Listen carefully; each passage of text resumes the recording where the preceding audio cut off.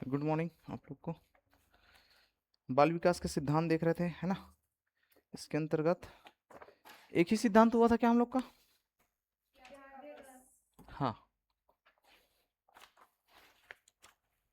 ठीक है। जीन पियाजे का सिद्धांत देखे थे।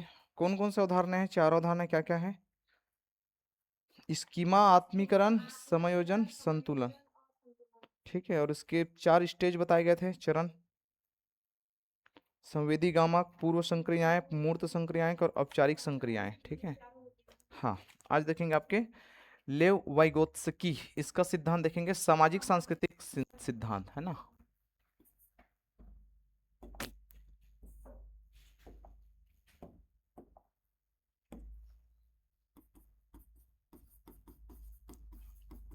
लेव वाइगोत्स्की, लेव वाइगोत्स्की, है ना, का सामाजिक सांस्कृतिक सामाजिक सांस्कृतिक सिद्धांत, है ना। सामाजिक सांस्कृतिक सिद्धांत ये देखेंगे। ठीक है। तो ये कहाँ के थे ये व्यक्ति? ये था आपके रूस के। ठीक है, पहला तो ये है। ठीक है। दूसरा ये कि सामाजिक सांस्कृतिक के आपके प्रवर्तक, प्रवर्तक बोलो या फिर इसको बोल सकते हैं जन्मदाता। ठीक है, जन्मदाता किसको माना जाता है? आपके लेव वाइगोत्स्की को, है ना। इसी को माना जाता है आपके सामाजिक सांस्कृतिक सिद्धांत के जन्मदाता, है ना। ये हम पढ़े आपके बाल विकास के अंतर्गत, आपके सामाजिक सांस्कृतिक विज्ञान सिद्धांत।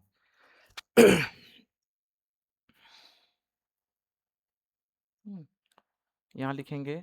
ठीक है। इसके अनुसार,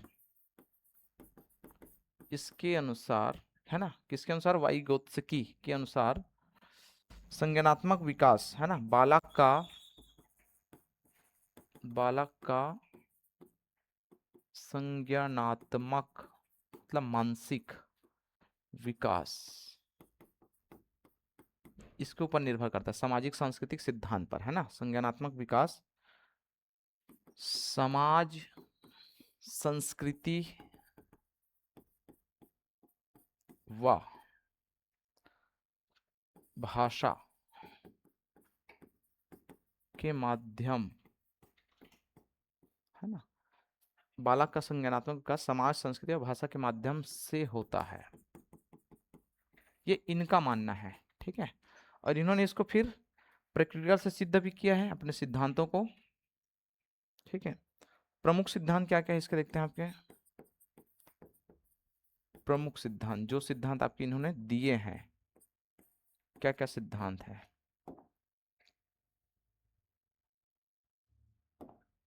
ठीक है। तो सबसे पहले इन्होंने जो दिया, सबसे मोस्ट इंपॉर्टेंट, वो आपके जेड-पीडी सिद्धांत, है ना। जेड-पीडी सिद्धांत, इसको बोलते हैं आपके zone of proximal development, proximal development का सिद्धांत, है ना, जेड-पीडी।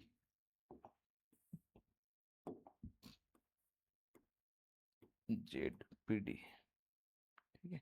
हिंदी में इसका अर्थ होता है आपके निकटस्थ विकास का क्षेत्र, निकटस्थ विकास का क्षेत्र, निकटस्थ, है ना, विकास का क्षेत्र, इसका हिंदी मीनिंग ये होता है जोन ऑफ प्रॉक्सिमल डेवलपमेंट। ठीक है। इस सिद्धांत के अनुसार ये बताना चाह रहा है कि कोई भी बच्चा जो है आपके स्टार्टिंग में उनको लगता है कि वो कोई भी चीज नहीं सीख सकता है, यही लगेगा। ठीक है, क्योंकि छोटा है बच्चा। ठीक है। उसके बाद आपके फिर दूसरे स्टेज में उसको लगता है कि मैं किसी के माध्यम से सीख सकता हूँ। ठीक है, मतलब कोई अगर सिखाएंगे तो वो आसानी से वो कोई भी चीज को वो सीख सकता है।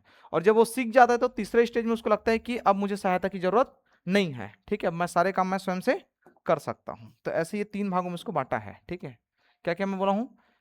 स्टार्टिंग में बच्चे को लगेगा कि वो स्वयं से कुछ नहीं जानता है, कुछ भी नहीं सीख सकता, ठीक है। दूसरा नंबर आपके, है ना, किसी के माध्यम से, है ना, फैसिलिटेटर इसको बोलते हैं ना, इंग्लिश में हम इसको क्या बोल देंगे, हिंदी में, हाँ, आपको सिखाने वाले, ठीक है, उसके माध्यम से आपके वो सीख सकता है, ठीक है।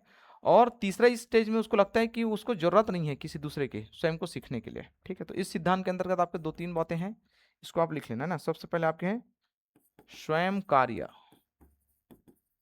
स्वयं कार्य नहीं कर सकते, ठीक है, ऐसा लगता है इनको। दूसरा नंबर आपके हैं किसी की सहायता से, मतलब, है ना, इसको बोलते हैं स्केप फोल्डिंग, है ना, किसी शिक्षक के सहायता से, है ना, वह कार्य कर सकता है, किसी शिक्षक के सहायता से वह कार्य कर सकता है, ठीक है। और तीसरे स्टेज में उसको लगेगा, ठीक है, कि किसको शिक्षक सहायता करें, उसको बोलते हैं आपके, नहीं हाँ, इसको बोलते हैं आपके इसके फोल्डिंग, है ना, अस्थायी सहायता करता, इसको बोलते हैं, है ना। तीसरा नंबर आपके हैं पूर्ण जानकारी के बाद, ठीक है, या इसको पूर्ण जानकारी मत लिखो, सीखने के बाद लिखो, सीखने के बाद लिखो इसको, ठीक है, सीखने के बाद, है ना, उन्हें सहायता, है ना, की आवश्यकता नहीं, की आवश्यकता आवश्यकता नहीं, नहीं है। ये आपके तीन चीज वो इस सिद्धांत के अंतर्गत वो, है ना, सोचता है, ठीक है। तो इसको क्या नाम है इसका, वाइगोत्स्की, है ना, इन्होंने ये सिद्धांत बोला है, जेडपीडी, ठीक है। सबसे पहले आपके बच्चा जो आपके स्टार्टिंग में उनको लगता है कि वो कोई भी काम नहीं कर सकता या नहीं सीख सकता है, फिर बाद में आपके किसी के माध्यम से ना, इसको बोलते हैं आपके अस्थायी सहायता करता, है ना, अस्थायी सहायता करता, जिसको हम टीचर बोलते हैं, इसके फोल्डिंग, ठीक है, अस्थायी सहायता करता है, इसके माध्यम से वो सीख सकता है। अब जब वो धीरे धीरे आपके सीख करके निपुण हो जाता है ना, मतलब वो जान जाता है, तो उसको लगता है कि बाद में आपके उसकी किसी की जरूरत नहीं है, ठीक है। तो इसको आपके बोलते हैं जेडपीडी सिद्धांत, ठीक है। आगे चलते हैं, इसमें एक दो सिद्धांत और आपके बताए हैं, मुख्य तो यही है आपका मेन चीज जो पूछा जाता है वो, ठीक है। इस सिद्धांत के अंतर्गत आप यही पूछे जाएंगे आपको। नेक्स्ट आपके है, ठीक है, इसके फोल्डिंग किसको बोलते हैं, तो आप लिख लीजिए आपके इसके फोल्डिंग, ठीक है, कैप फोल्डिंग, है ना, तो वह शिक्षक, है ना, जो बच्चों को, जो बच्चों को क्या देते हैं, अस्थायी सहायता, अस्थायी सहायता देते हैं, ठीक है, उसे हम बोलते हैं इसके फोल्डिंग, ध्यान रखेंगे,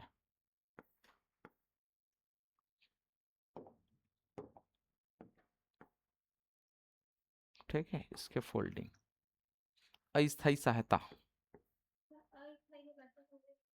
वही कुछ समय के लिए, वो परमानेंट नहीं रहेगा ना, आपके टीचर आपके साथ परमानेंट नहीं रहता, उनका काम है कुछ समय तक सिखाना, उसके बाद स्वयं से आप सीखेंगे सब चीज को, ठीक है। तो इसको बोलते हैं अस्थायी, है ना, कुछ समय के लिए, जब तक आप सीख नहीं जाते, ठीक है।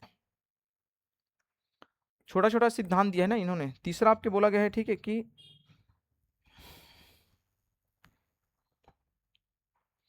हम्म बच्चे के जो भाषा का विचार, सॉरी, सीखने में जो है ना, लर्निंग में, इस जेडपीडी में है ना, भाषा का महत्व अधिक है। तो इसमें आप लिखेंगे कि जेडपीडी व्यवस्था में भाषा का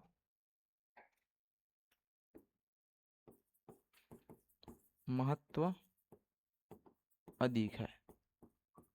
इसका मतलब ये है कि बच्चे आपके भाषा के माध्यम से जल्दी सीखेंगे। जैसे मान के चलो, अगर वो जिस भाषा में सीखना चाहेंगे, अगर टीचर उसी भाषा के अवेलेबल है, तब वो जल्दी सीखेंगे। ठीक है, हिंदी वाला अगर टीचर हिंदी को समझाएंगे उसको, अगर हिंदी जानता है बच्चा तो जल्दी सीखेगा। अंग्रेजी वाला अगर टीचर हिंदी समझाएगा तो फिर दिक्कत होगी इसको। या किसी साउथ का कोई व्यक्ति अगर आया है तो उसको दिक्कत होगा ना समझाने में। ठीक है, तो ये आपके, ये भाषा का महत्व उन्होंने बताया है इसमें। ठीक है, जो इंपॉर्टेंट है वही मैं करवा रहा हूँ, इसमें आपके ज़्यादा इंपॉर्टेंट है ना। शिक्षा का काम आपके फैसिलिटेटर के रूप में होता है। ठीक है, इसमें और कोई विशेष नहीं है बाकी, है ना। हाँ, एक वो चित्र बना लीजिए अगर पूछेंगे तो आपको, जेडपीडी का जो डायग्राम वो होता कैसे है, तो आप लोग शायद बनाए भी होंगे।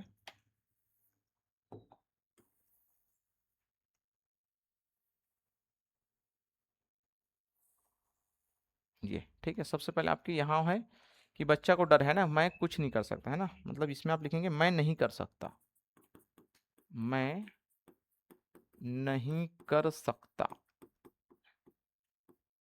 ठीक है, दूसरा नंबर में आपके हैं सहायता से कर सकता हूं, सहायता से कर सकता हूं, इसी को बोलते हैं आपके जेडपीडी। ठीक है, जोनल प्रोक्सिमल डेवलपमेंट, जेडपीडी अवस्था, है ना। ये, और उसके बाद आपके हैं तीसरा नंबर आपके हैं मैं कर सकता हूं, मैं कर सकता हूं। ठीक है, मतलब ये हो गया कि उसकी आपके वर्तमान क्षमता विकसित हो गई। ठीक है, तो ये आपके पहला स्टेज है, ये जिसमें आपके बच्चा कुछ नहीं जानता है। ठीक है, ये दूसरा स्टेज है मान के चलो आपका। ठीक है, और उसके बाद आपका ये तीसरा स्टेज है।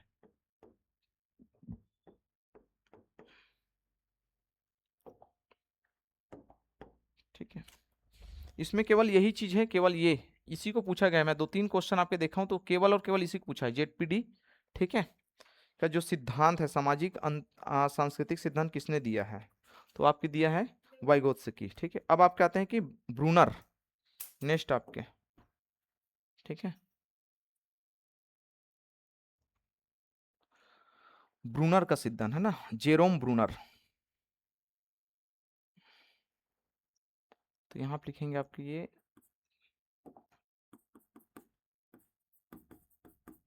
जेरोम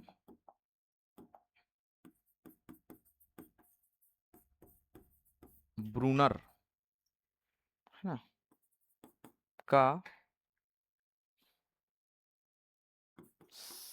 संज्ञानात्मक विकास, संज्ञानात्मक विकास और सीखने की प्रक्रिया, सीखने की प्रक्रिया संबंधित सिद्धांत, संबंधित सिद्धांत। तो इनका मानना है, ठीक है, कि संज्ञानात्मक विकास जब होता है तो बच्चे आपके किस किस स्टेज से गुजरता है, ठीक है, या क्या क्या सीखता है, ठीक है, उसकी प्रक्रिया क्या है। तो उन्होंने आपके तीन सिद्धांत के अंतर्गत इसको समझाया है। ठीक है, तो थोड़ा इसके बारे में देख लेते हैं, जेरोम ब्रूनर के बारे में। कहाँ के व्यक्ति है ये आपके यूएस के है, अमेरिका के आपके ये मनोवैज्ञानिक है, ये आप लिख लीजिएगा। ठीक है, और इन्होंने आपके मुख्यतः आपके तीन सिद्धांत दिए हैं, मुख्यतः तीन थ्योरी, सिद्धांत दिए हैं। ठीक है, देखते हैं क्या क्या इसका सिद्धांत है। ठीक है, तो संज्ञानात्मक विकास और सीखने की प्रक्रिया से संबंधित सिद्धांत इन्होंने दिए, जेरोम ब्रूनर। सबसे पहले आपके खोज आधारित अधिगम, डिस्कवरी लर्निंग इसको बोलते हैं। यूएस मतलब अमेरिका ही होता है, ठीक है, हाँ ठीक है, वहीं का है और मनोवैज्ञानिक थे ये, ठीक है, जो बाल विकास के क्षेत्र में काम किए हैं। यूनाइटेड स्टेट ऑफ अमेरिका इसको बोलते हैं ना, यूएसए। हम लोग भले सामान्य भाषा में यूएसए बोलते हैं, अमेरिका बोलते हैं, इसका पूरा नाम यूनाइटेड स्टेट ऑफ अमेरिका है, ठीक है, यूएस के। तो पहला आपके खोज आधारित अधिगम। अधिगम मतलब क्या होता है? सीखना, लर्निंग, है ना। तो इनका कहना है कि जो भी बच्चे हैं, ठीक है, वो आपके केवल और केवल आपके अपने से खोज करके, है ना, उसके आधार पर ये सीखने की कोशिश करता है। लेकिन ये स्वयं से तो सीखेंगे, लेकिन साथ में एक न एक जन आपके क्या है, उसके सहायता करता रहेंगे, जो चीजों को बताएंगे, ठीक है, उसका अर्थ बताएंगे, ठीक है, लेकिन सीखेंगे अपने से। तो इसमें बोला गया है, ठीक है, कि बच्चा स्वयं खोज कर सीखता है, बच्चा स्वयं खोज कर सीखता है,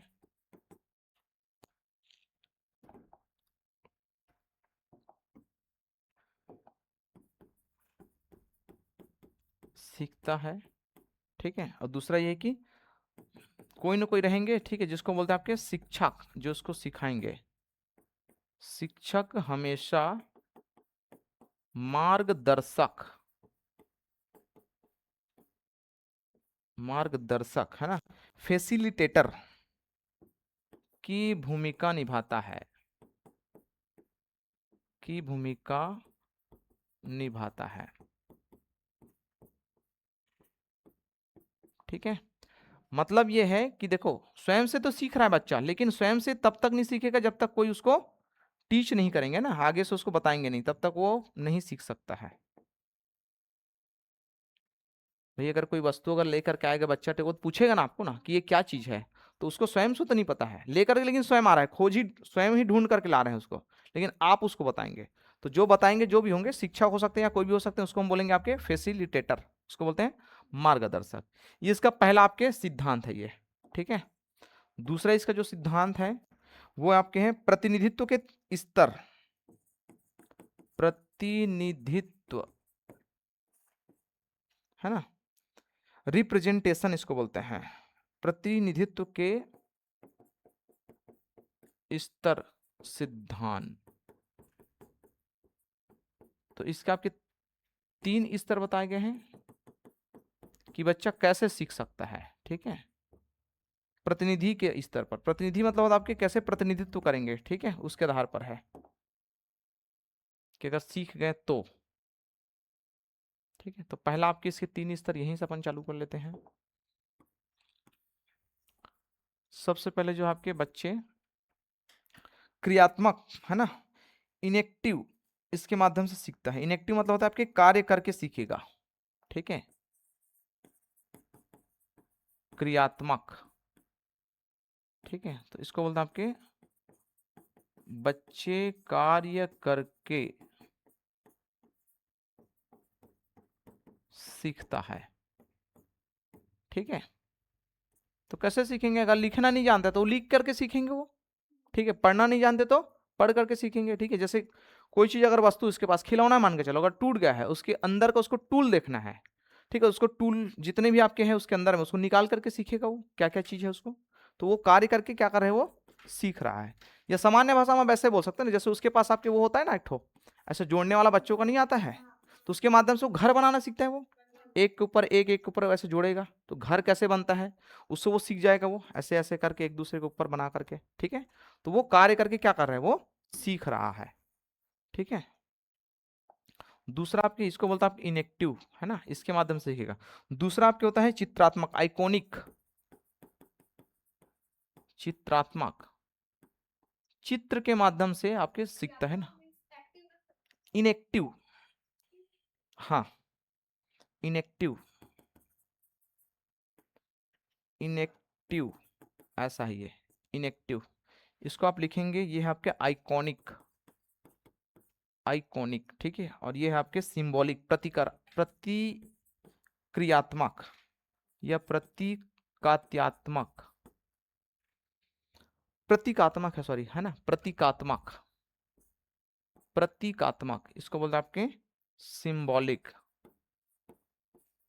सिंबॉलिक, ऐसा, ठीक है। तो चित्रात्मक मतलब आपके चित्रों के माध्यम से सीखना, ठीक है। तो चित्रों एवं आकृति के माध्यम से, के माध्यम से सीखना, है ना, सीखना,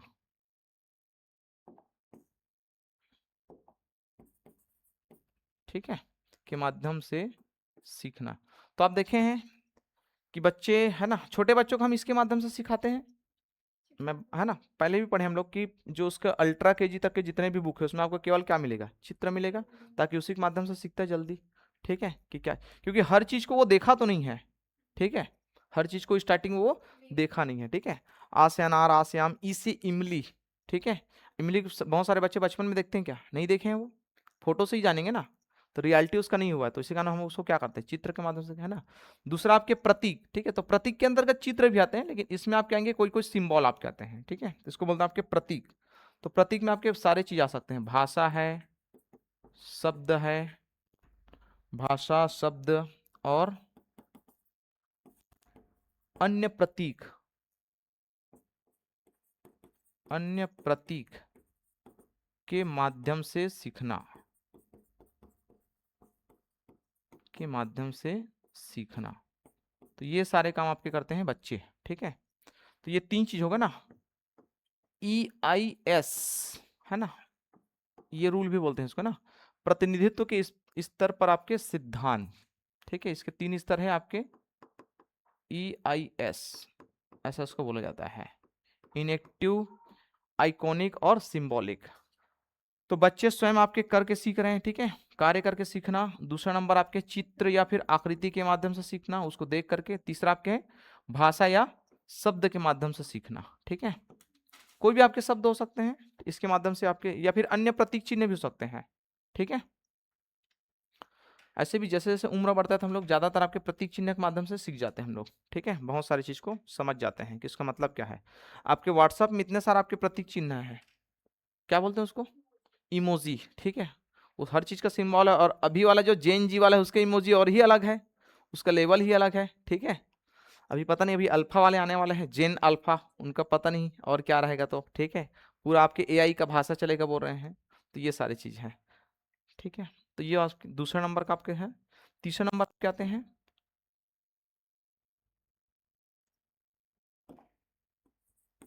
तीसरा नंबर इसका, इसके स्पाइरल पाठ्यक्रम, इसके माध्यम से सीखना, स्पाइरल पाठ्यक्रम, ठीक है, स्पाइरल इसको बोलते हैं ना, स्पाइरल कैरिकुलम, कैरिकुलम, ठीक है। इसका मतलब ये है कि आयु और क्षमता के साथ साथ, है ना, उसके जो सीखने के जो विषय है इसको हम जटिलता के साथ पढ़ाते हैं। तो इसको आप ऐसा लिखिए, आयु एवं क्षमता के साथ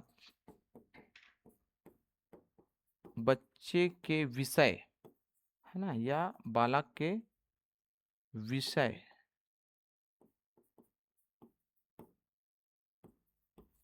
की कठिनाई, की स्तर को, है ना, की कठिनाई या जटिलता लिख लो इसको, जटिलता,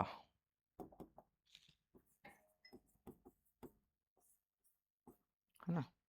आयु एवं क्षमता के साथ बच्चे के विषय की कठिनाई या जटिलता, है ना, का स्तर, का स्तर को, एक के करो, इसको का मत करो, के स्तर को, के स्तर को बढ़ाया जाता है ना, या फिर हम बढ़ाते जाते हैं, ऐसे भी बोल सकते हैं। इसका मतलब क्या हुआ, इसका मतलब ये कि देखो जैसे जैसे उम्र बढ़ता है उस बच्चे की क्या है, आयु तो बढ़ रही है, उसके साथ साथ उसकी लर्निंग क्षमता भी बढ़ते जाएगा। ठीक है, बच्चे मान के चलो पहले आपके केवल पहले क्लास में क्या है वो 1 2 3 4 5 ये क्या किया, वो अंक है ना पहचान सीखे। ठीक है, आ ई, ठीक है, यस है ना, ये वर्ण पहचान किए। अगले ईयर में जब वो जाएंगे, ठीक है, तो इससे हम लोग क्या बनाना सीखेंगे, ठीक है, अंकों के माध्यम से आपके हम ना जोड़ हम सीखेंगे, जोड़ना, घटाना, गुना, भाग। वैसे आपके इनके वर्णों के साथ से हम लोग शब्द सीखेंगे। ठीक है, शब्द से वाक्य सीखेंगे वो। तो जैसे जैसे आपकी क्या है उसकी उम्र और क्षमता बढ़ते जाएंगे, वैसे वैसे हम उसके विषय की कठिनाई को हम क्या करते हैं, बढ़ाते जाते हैं। ठीक है, तो इसका आपके ये है स्पाइरल, इसका इस प्रकार से आपके ये बना जाता है। आप लोग शायद पढ़े होंगे, है ना। ये आपके सबसे सरल है, सरल स्तर है, और ये आपके जटिल है ना, जटिलता स्तर है ये सरल स्तर है। ठीक है, इस प्रकार के आपके, तो इसी कारण इसका नाम दिया गया है।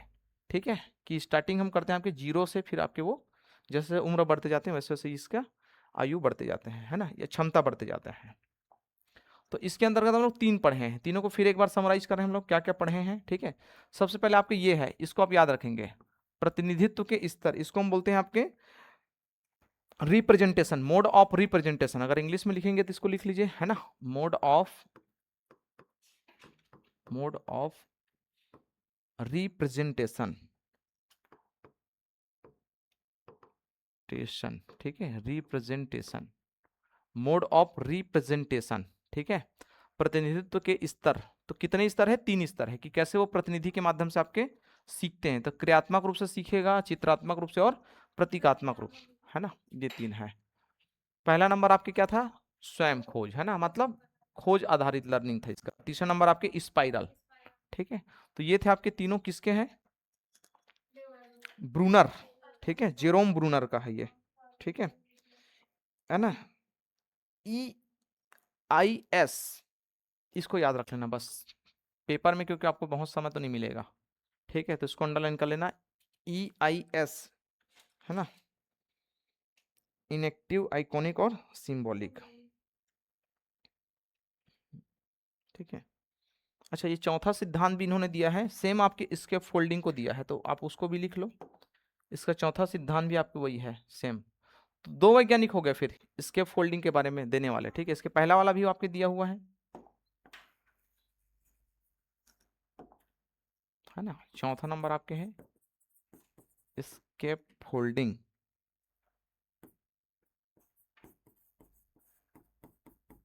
स्केप फोल्डिंग का सिद्धांत, थ्योरी ऑफ स्केप फोल्डिंग। ठीक है, तो इसमें लिखेंगे बच्चे, है ना, शिक्षक, जो भी व्यक्ति सिखाएंगे वो शिक्षक ही कहलाएंगे ना, तो बच्चे आपके शिक्षक के अस्थायी सहायता,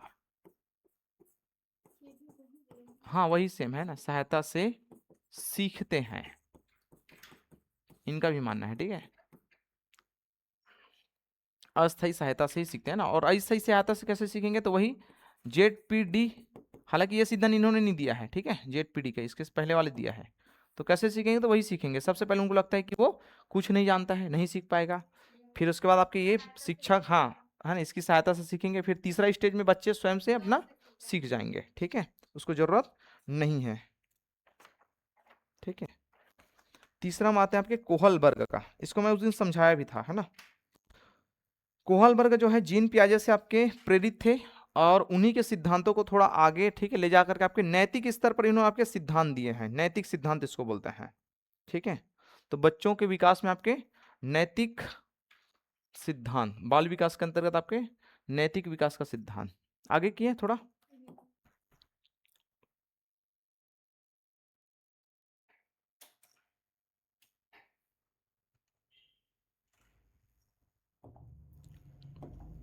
ये कौन सा नंबर का है, नंबर देख लेना आप लोग, कौन सा नंबर का व्यक्ति है, शायद पांचवा है शायद, है ना।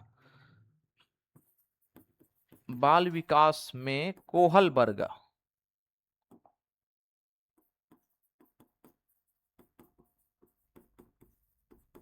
कोहल वर्ग का सिद्धांत, है ना, कोहल वर्ग का सिद्धांत बाल विकास में। ठीक है,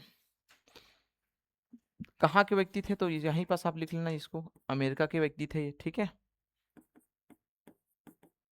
प्रेरणा, है ना, या कहाँ से प्रेरणा लिए थे या किससे प्रेरित हुए थे, ठीक है। तो ये आपके हुए थे आपके जीन पियाजे से। उनके जो आपके खोज है, सिद्धांत, उसको पढ़े, उसके बाद इनके दिमाग में भी कुछ लड्डू फूटा कि हम भी कुछ कर सकते हैं, ठीक है। तो जीन पियाजे से प्रेरणा लिए थे, ठीक है। और जीन पियाजे के, लिख लेना, जीन पियाजे के संज्ञानात्मक विकास, संज्ञानात्मक विकास से प्रेरित थे, प्रेरित थे, ठीक है। संज्ञानात्मक विकास से प्रेरित थे, ठीक है। नीचे लिखेंगे, इन्होंने बच्चे के विकास, है ना, पर नैतिक विकास, नैतिक मोरल डेवलपमेंट, है, नैतिक विकास के 3 चरणों के, है ना, नैतिक विकास के 3 चरणों, है ना, के 6, सॉरी गड़बड़ हो गया ना, 1 मिनट ना, यहाँ पास थोड़ा गड़बड़ हो गया है। चरण आपके 6 ही है, 6 चरणों के 3 स्तर, 3 स्तर पर, है ना, इन्होंने बच्चे के विकास पर, नैतिक विकास के 6 चरणों के 3 स्तरों पर, कैसे लिखेंगे इसको, बच्चे के विकास पर नैतिक विकास के 6 चरण और 3 स्तर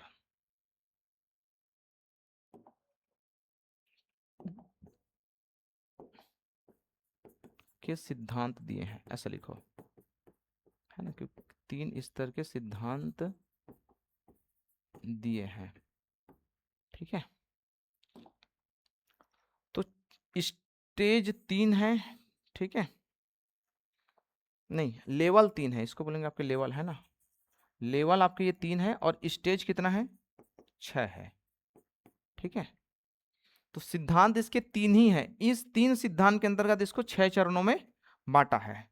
तो इसको मैं शायद पिछले क्लास में बीच में और पढ़ा था, है ना, लेकिन थोड़ा यहाँ देखते हैं क्योंकि इंपॉर्टेंट तो है, ठीक है, कि क्या बोला है इन्होंने, ठीक है, किसके ऊपर है इसका पूरा खोज, नैतिक विकास के ऊपर, ठीक है। तो चलो इसको थोड़ा अपन देखते हैं कि क्या क्या इन्होंने समझाया है, ठीक है। तो इधर आप क्या आते हैं, स्तर, ठीक है, और इधर आप लिख लेंगे आपके चरण, और इसको हम समझते हैं आपके इधर विवरण, है ना, इसको दे लेना उदाहरण, ठीक है, उदाहरण से इसको समझेंगे।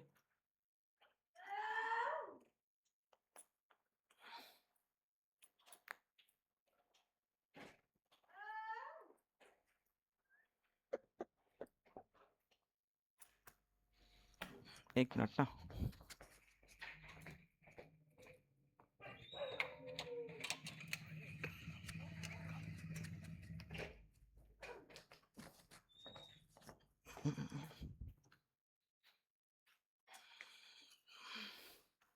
चलिए, है ना। तो देखते हैं आपके 3 स्तर पर आपके चरण और विवरण। सबसे पहला आपके स्तर है जिसको बोलते हैं आपके पूर्व परंपरागत स्तर, पहला पूर्व परंपरागत, ठीक, प्री कन्वेंशनल लेवल, पूर्व परंपरागत स्तर, ठीक है, प्री कन्वेंशनल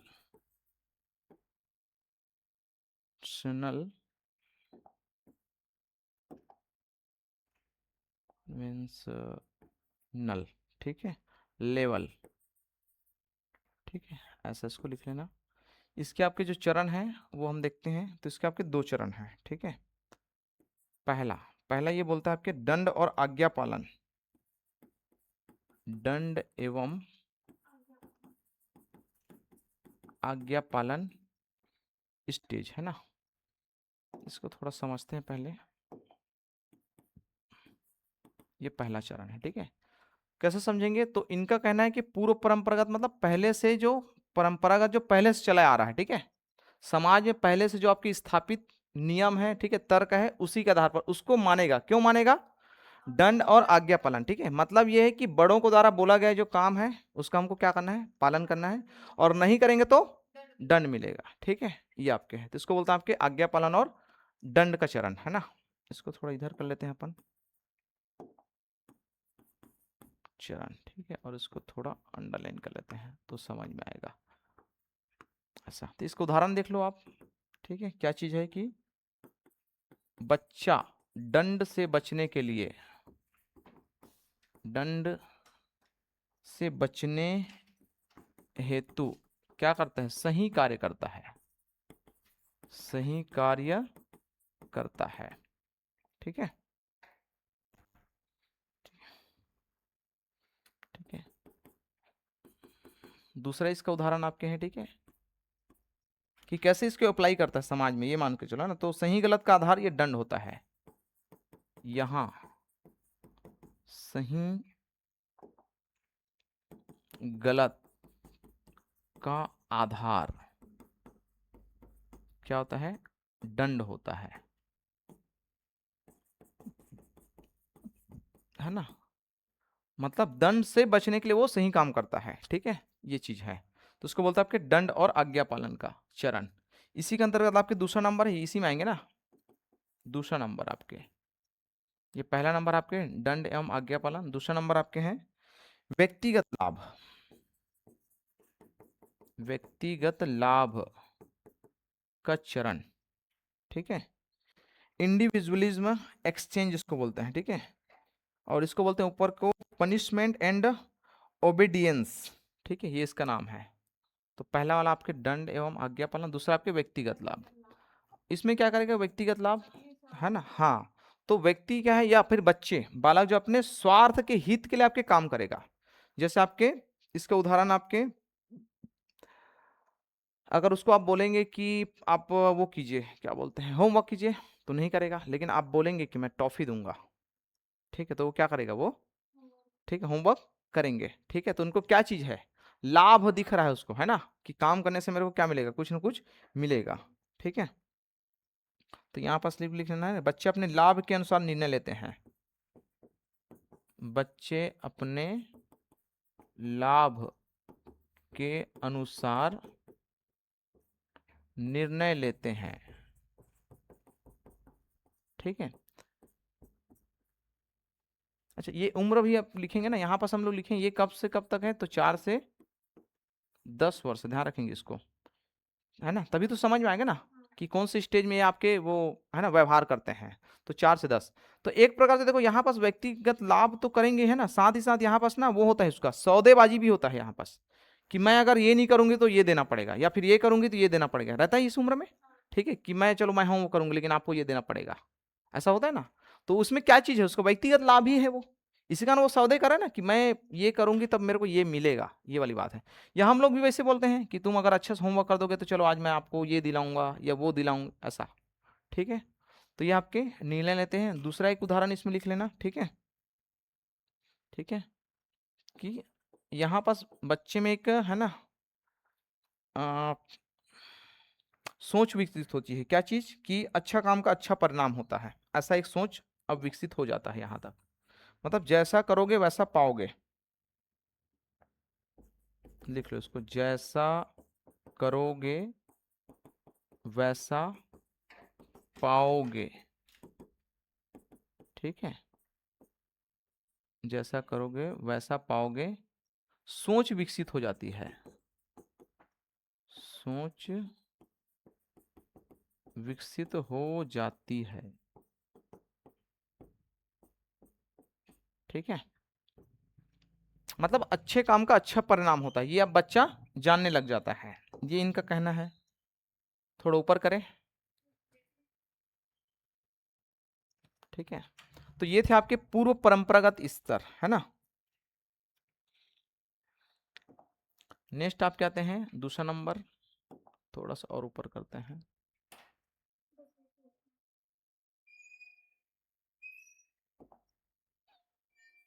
दूसरा नंबर आपके परंपरागत स्तर, है ना, कन्वेंशनल लेवल, परंपरागत स्तर, कन्वेंशनल लेवल। ठीक है, ये आपके 10 वर्ष से लेकर के आपके 16 वर्ष तक। ठीक है, 10 से 16 वर्ष। इसमें आपके दो प्रकार के है ना, इसमें भी दो चरण है, तो आपके इसमें तीसरा चरण आप लिख लेना, ये है आपके अच्छा बच्चा अभिमुख।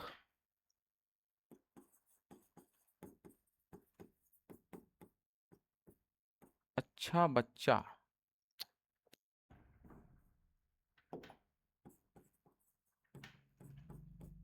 अच्छा बच्चा अभिमुख। ठीक है, इसको हम बोलते हैं आपके गुड बॉय गुड गर्ल, है ना, मतलब ये चीज वो सीखता है।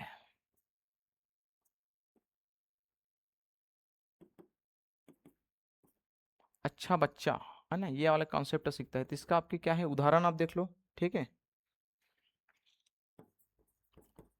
प्रशंसा एवं स्वीकृति, है ना, पाने हेतु अच्छा व्यवहार करेगा वो। पाने हेतु अच्छा व्यवहार करता है।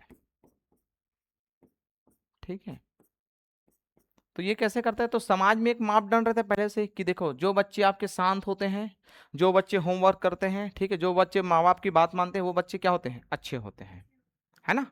तो ये पहले से उसके दिमाग में भरा गया है। माँ बाप भी ऐसे बोलते हैं ना कि देखो, मम्मी पापा की बात मानते हैं, ठीक है, सभी का सम्मान करना चाहिए, मम्मी पापा जो बोलते हैं वो करना चाहिए, ठीक है, होमवर्क करना चाहिए, सुबह जल्दी उठना चाहिए, नहाना चाहिए, जो भी आपके है ना नैतिक गुण है उसको बताएंगे। ठीक है, उसके आधार पर बच्चा अपने आप को ये करता है, ठीक है, कि क्या है वो, उसका एक परिभाषा बन जाता है कि अच्छे बच्चे ऐसे ही होते हैं। ठीक है, तो क्या चीज मिलेगा उससे, या तो उसको प्रशंसा मिलेगी या तो उसको स्वीकृति मिलेगी, मतलब सब अच्छे बोलेंगे उसको। ठीक है, तो ये होता है अच्छा बच्चा अभिमुख। इसका आपके चौथा नंबर आपकी स्टेज है, ठीक है, चरण है, वो है आपके कानून और व्यवस्था, कानून एवं व्यवस्था का चरण। ठीक है, इसका उदाहरण देखते हैं आपके। ठीक है, ठीक है, तो कानून और व्यवस्था मतलब इसमें मानता है कि नियमों और जो कानून होते हैं सामाजिक व्यवस्था का पालन करना आपके नैतिक माना जाता है। ठीक है, नियमों एवं कानूनों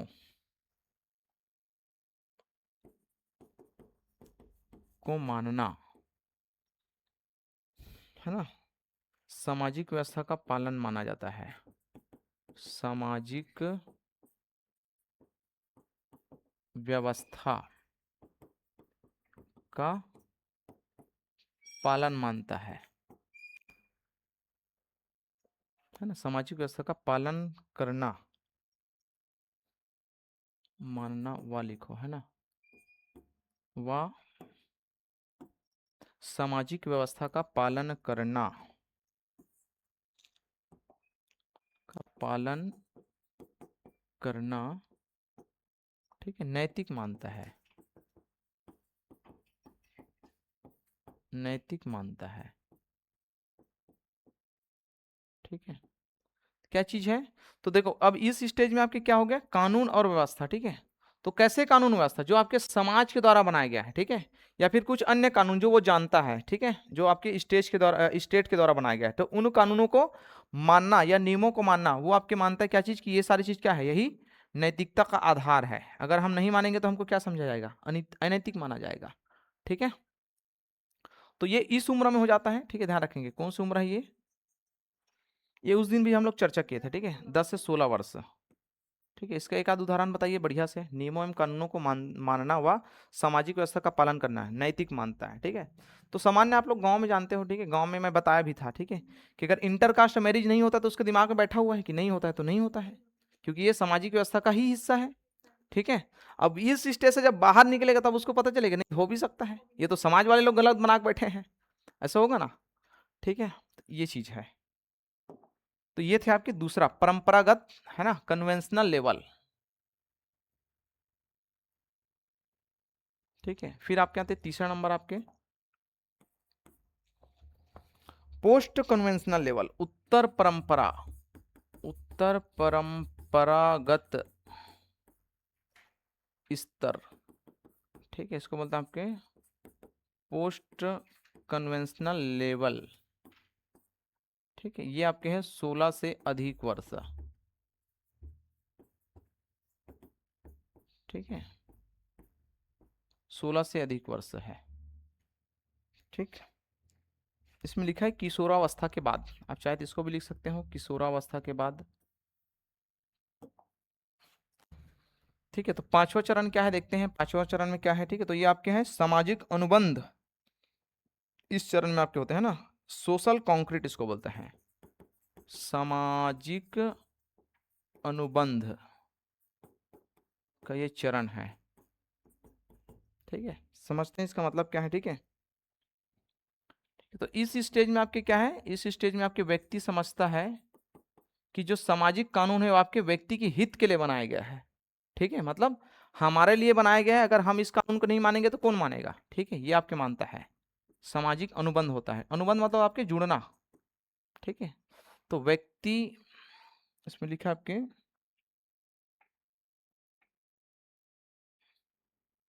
व्यक्ति मानता है कि सामाजिक नियम है ना, सामाजिक नियम या कानून किसके लिए बनाया गया है, समाज के हित के लिए, समाज के हित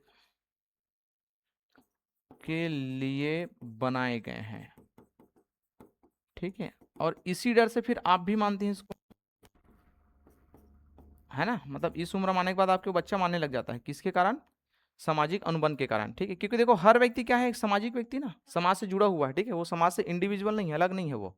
तो आपको अगर उस समाज में रहते तो उस समाज के जो भी नियम हो, चाहे वो प्रोग्रेसिव हो चाहे आपके वो रूढ़िवादी हो, लेकिन आपको मानना पड़ेगा। ठीक है, किस कारण से, क्योंकि उनको लगता है कि आपके क्या है, समाज के हित के लिए है, भले वो हित में हो या फिर ना हो, है ना। आप हो सकता है आप पढ़ने लिखने के बाद आपको लगे कि ये तो हित की बात नहीं है, लेकिन समाज आपके, आप जानते हैं ना, समाज जो आपके लोगों के समूह से बनता है, आपके एक इंडिविजुअल सोच से नहीं बनता है।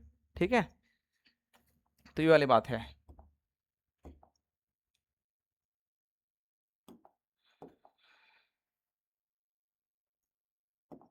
फिर आप कह जाएंगे इसे आपके छठवां स्टेज है ना, सामाजिक अनुबंध पर आपके है सार्वभौमिक नैतिक सिद्धांत। ठीक है, यूनिवर्सल एथिकल प्रिंसिपल, सार्वभौमिक, कमिंग कमिंग, सार्वभौमिक नैतिक सिद्धांत, नैतिक सिद्धांत जी।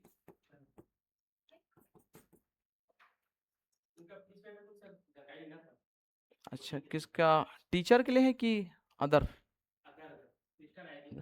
अच्छा।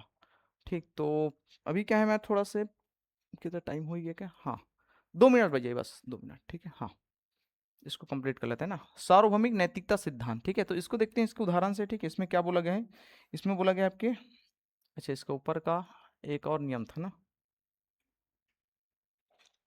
हम लोग एक एक उदाहरण ही देखे, एक एक उदाहरण और देख लेना था क्या।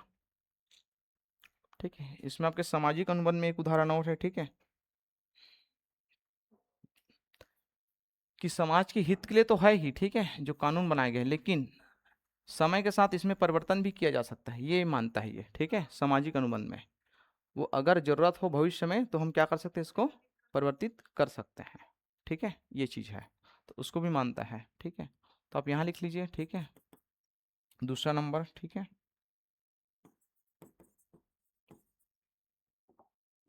अभी इसको हम लोग नेक्स्ट टाइम करेंगे, अभी इसका एक उदाहरण लिख लीजिए, है आपके पास जगह। ठीक है, यहाँ लिखो, दूसरा नंबर आपके इसका उदाहरण है। ठीक है, कि आवश्यकता होने पर, ठीक है,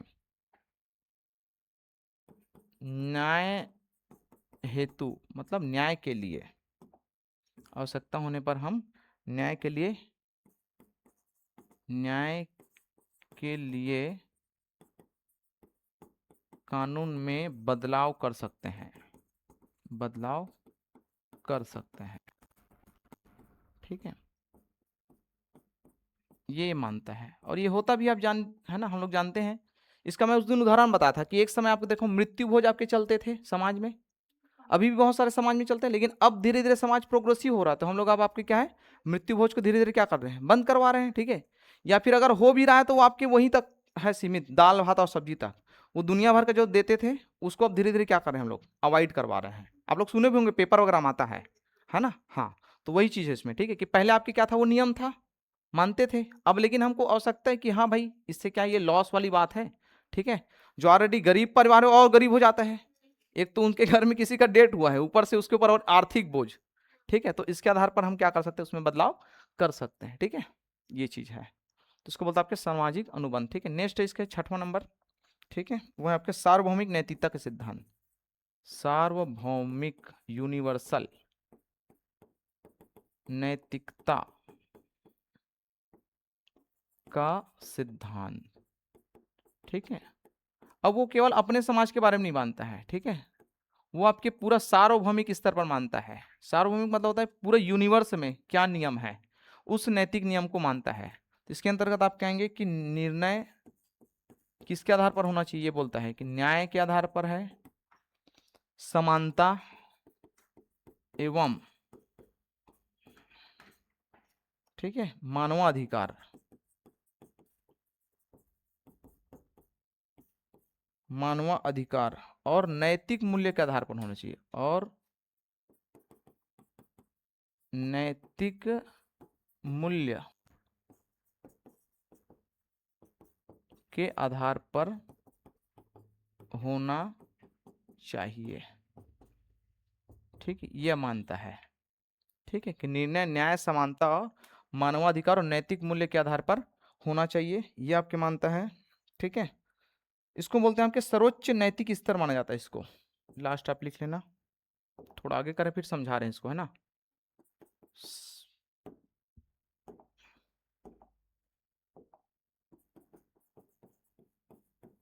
सर्वोच्च नैतिक स्तर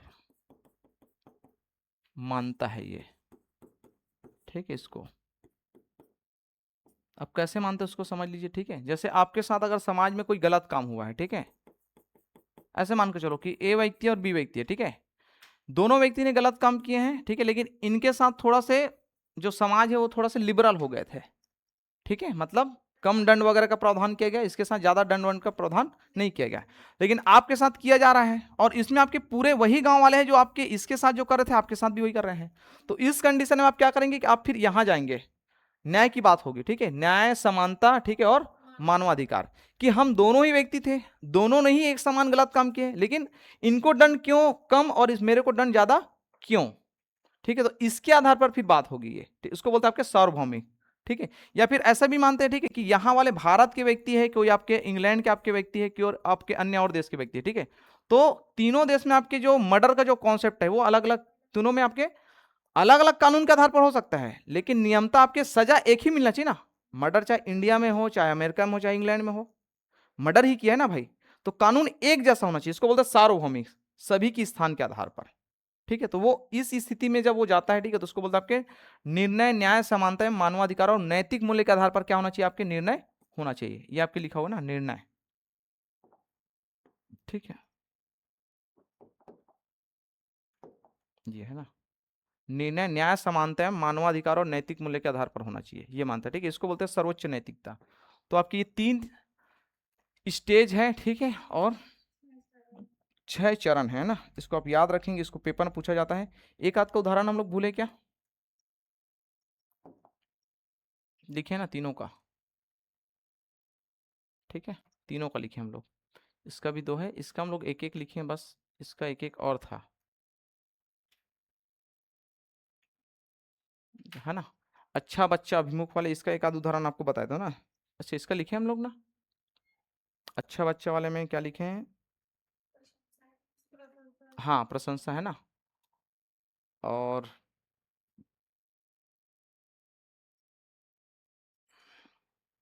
हाँ ठीक है, ठीक लिखे हम लोग, ठीक है, ठीक है। तो कल हम लोग देखेंगे फिर आपके एरिक्सन का सिद्धांत, है ना। एरिक्सन के बाद देखेंगे आपके गार्डनर का, बंडूरा का, ठीक है, ये 3 व्यक्ति और बच गया, ठीक है। फिर ये आपके हैं क्या बोलते हैं, बाल विकास के जो सिद्धांत है ये आपके कंप्लीट हो जाएंगे। फिर हम पढ़ेंगे आपके लर्निंग, ठीक है, अधिगम, ठीक है, हाँ, ठीक, थैंक यू फिर।